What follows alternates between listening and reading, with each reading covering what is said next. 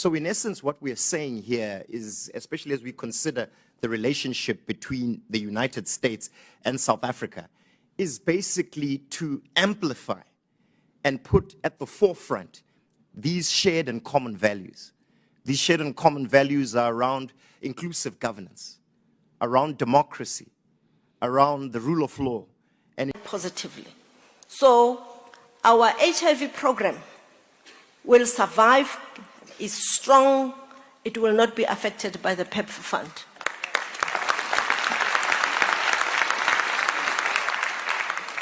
We demanded, we kept it below, or when we were MECs, we kept it below 10% so that they shouldn't hold us at ransom.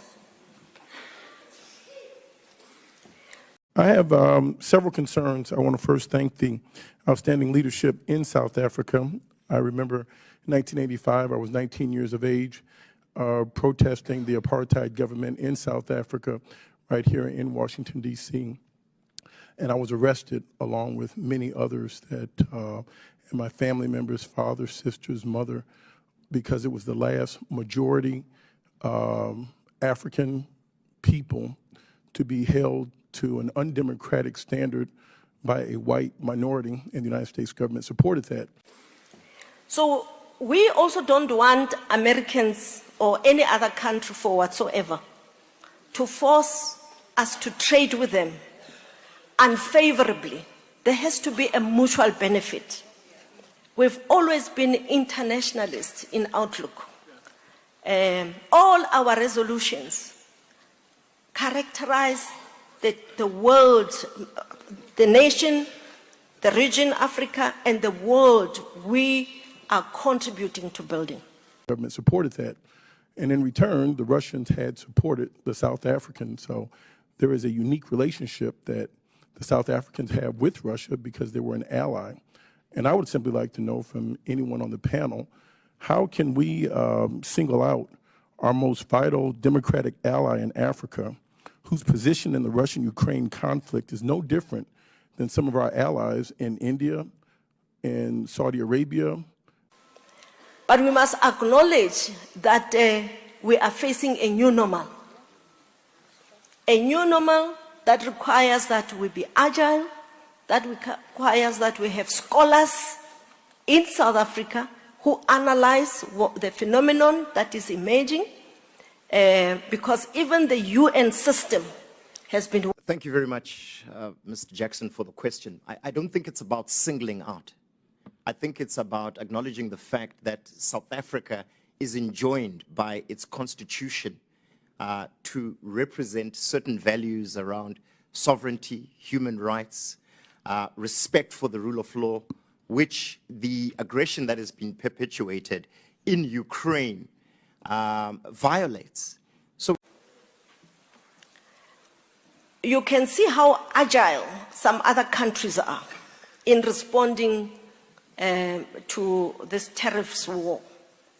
They just change the countries that are friendly to trade with. They wouldn't be bothered. Why do we want Americans to pay for our healthcare, comrades?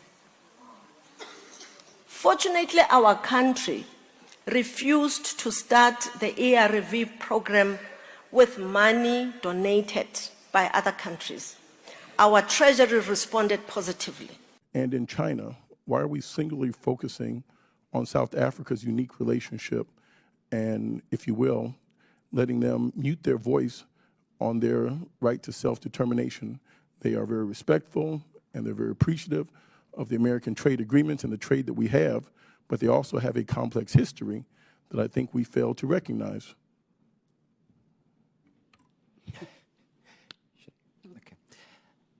Thank you very much, Mr. Jackson, for the question. Longer the case for either of the BRICS countries. So it's about our own proper development and our own hedging against possible current or future risks. So this doesn't go against Trump or United States. And I think from this point of view, there's always a possibility, once again, to make a deal within BRICS between either of the BRICS countries and United States, and as reach an agreement on a wider stage. There was a lot. It took once, and literally, they said, sir, what about the BRICS states? They're going to take over the dollar, the sanctity of the dollar. They're going to create a new currency to rule the world. I said, no, they're not.